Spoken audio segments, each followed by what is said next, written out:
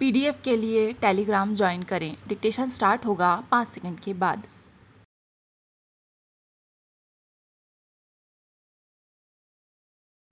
अध्यक्ष महोदय, मानव संसाधन विकास मंत्रालय और कृषि मंत्रालय से संबंधित अनुदान की मांगों पर चर्चा में भाग लेने का मौका दिए जाने पर मैं उपाध्यक्ष महोदय को धन्यवाद देता हूँ। ये मंत्रालय देश के विकास में एक महत्वपूर्ण भूमिका निभा रहे हैं।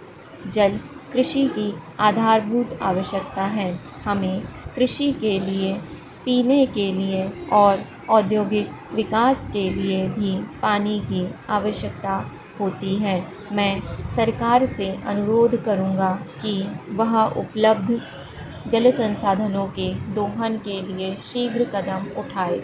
इस देश में एक असंतुलन है। देश के एक भाग में पानी उपलब्ध है तो दूसरे भागों में पानी उपलब्ध नहीं है। हमें ऐसे कदम उठाने चाहिए कि पानी जहां उपलब्ध है वहां से उसे ऐसी जगह ले जाएं जहां पानी उपलब्ध नहीं है। गंगा नदी को कावेरी नदी से जोड़ने की मांग कई दशकों से की गई है। अगर यह किया जाता है तो यह दक्षिण के लोगों को, दक्षिण के किसानों को लाभ पहुंचाएगा। इसी तरह मुख्य नदियों को जोड़ना चाहिए। अगर ऐसा हुआ तो हम लोगों को पर्याप्त पानी दे सकते हैं। हम इस असंतुलन को भी हटा सकते हैं। इस संदर्भ में मैं यह भी सुझाव देना चाहता हूँ कि महानदी को दक्षिण में ताम्रबरणी नदी के साथ जोड़ देना चाहिए। केरल में पानी पश्चिम की तरफ बह रहा है और यह बेकार जा रहा है। पश्चिम में बहने वाली नदी का पानी तमिलनाडु की तरफ मोड़ने से तमिलनाडु के किसानों को सहायता मिलेगी। मद्रास नगर में पीने के पानी की समस्या है। पानी लेने के लिए लोगों को लंबी पंक्तियों में खड़ा होना पड़ता है। एक दिन छोड़कर उन्हें पानी दिया जाता है। कई योजनाएं बनाई गईं, किंतु किसी न किसी कारण से उन्हें छोड़ देना पड़ा। तेलुगु गंगा योजना ही अब अंतिम आशा है। संबंधित राज्य तमिलनाडु को पानी देने के लिए सहमत है, पर योजना के कार्यान्वयन में देरी हो रही है। भारत सरकार को स्वयं यह देखना है कि शीघ्रातिशीघ्र यह योजना कार्यान्वित हो। कावेरी जल विवाद 25 वर्षों से अधिक समय से लंबित है। मुझे खुशी है कि उच्चतम न्यायालय ने न्यायाधिकरण के पक्ष में फैसला दिया है। इसने भारत सरकार को यह निर्देश भी दिया है कि न्यायाधिकरण का गठन 1 महीने के अंदर कर दिया जाएगा। मैं सभी संबंधित दलों से अनुरोध करता हूं कि वे इस सुझाव को मान लें और इस विवाद के शीघ्र निपटारे के लिए सहयोग दें। इस विवाद के लंबे खिंचने के कारण तमिलनाडु के कावेरी डेल्टा, विशेषकर तंजावुर जिले में कृषि बुरी तरह प्रभावित हुई है। लाखों व्यक्ति जो कृषि में लगे हुए थे, अब बेरोजगार हैं। उस क्षेत्र की अर्थव्यवस्था पूर्ण रूप से ढह गई है। तमिलनाडु को अपने हिस्से का पानी नहीं मिल रहा। इससे 1971-72 तक प्रतिवर्ष औसतन 380 टीएमसी पानी मिल रहा था। तत्पश्चात इसे कम कर दिया गया। अब हमें लगभग इसका 1/3 पानी मिल रहा है।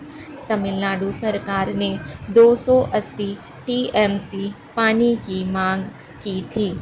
अध्यक्ष महोदय, मैं सरकार को विश्व बैंक की सहायता से कावेरी डेल्टा के आधुनिकीकरण के प्रथम चरण को अनुमति देने के लिए धन्यवाद देना चाहता हूँ। इसकी अनुमानित लागत 80 करोड़ रुपए है। अगर इसका क्रियान्वयन किया जाता है तो यह 70,000 हेक्टेयर ज़मीन को लाभ पहुंचाएगी। मैं सरकार से यह अनुरोध करूंगा कि वह यह सुनिश्चित करने के लिए सभी ज़रूरी कदम उठाए कि नवीनीकरण शीघ्रता से हो व उचित ढंग से कार्यान्वित हो। मैं कहना चाहता हूँ कि हमने कृषि के क्षेत्र में बहुत प्रगति की है। इस क्षेत्र में हमारी उपलब्धियां असाधारण हैं और पर्याप्त हैं। हालांकि किसान अभी भी खुश नहीं हैं क्योंकि अपने उत्पादन के लिए उन्हें लाभकारी मूल्य नहीं मिल रहा। तमिलनाडु में किसान धान के प्रत्येक क्विंटल पर 250 रुपये के समर्थन मूल्य और गन्ने के प्रत्येक टन पर 500 रुपये समर्थन मूल्य की अपेक्षा करते हैं। अन्य उत्पादों पर भी सरकार द्वारा लाभकारी मूल्य निश्चित किया जाना चाहिए ताकि किसानों की ऐसा मूल्य प्राप्त हो जिससे वे अपना निर्वाह कर सकें। हमारे पास तिलहन की कमी है। हमें इसके आयात पर निर्भर रहना पड़ता है। देश में तिलहन के उत्पादन के लिए हमें और प्रोत्साहन और सहायता देनी चाहिए। फिर कृषकों के ऋण के संबंध में जन मोर्चा ने वायदा किया था कि किसानों को 10,000 रुपये तक के ऋणों से मुक्त कर दिया जाएगा। उन किसानों को जिन्होंने राष्ट्रीयकृत बैंकों, अनुसूचित बैंकों और सहकारी बैंकों से ऋण लिया था, इसका फ़ायदा मिलना चाहिए। अब स्वेच्छाकृत बकायादारों और अन्य बकायादारों में भेद किया जा रहा है। उन्होंने 10,000 रुपये तक के ऋणों को ऋण मुक्त करने का निश्चय किया है।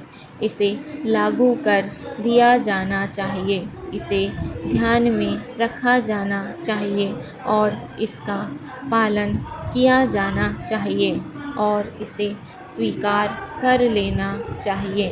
महोदय, मुझे बताया गया है कि कल और आज तमिलनाडु में भारी वर्षा हुई और तूफान आए। कल अवकाश है।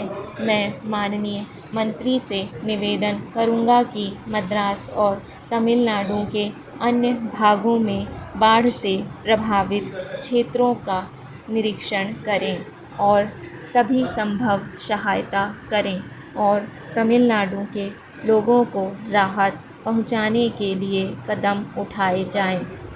आदरणीय अध्यक्ष महोदय, आपने मुझे कृषि और जल संसाधन मंत्रालय पर बोलने का अवसर दिया, इसके लिए मैं आपका आभारी हूँ। महोदय, भारतवर्ष कृषि प्रधान देश कहा जाता है और यह कहा जाता है कि यहाँ पर 80% लोग खेती करते हैं। इस देश की धरती बड़ी उपजाऊ है। मजदूर सस्ता मिलता है। किसान मेहनती। जाड़ा, गर्मी, बरसात के मौसम यहाँ पर हैं। अर्थात कुल मिलाकर इस देश में ऐसी परिस्थिति है जिसके माध्यम से इस देश को एक बहुत अच्छा देश बनना चाहिए था। यहाँ पर अच्छी उपज होनी चाहिए थी और इस देश को केवल अपने देशवासियों का ही भरण पोषण नहीं करना चाहिए था, बल्कि पूरी दुनिया को अनाज निर्यात करना चाहिए था।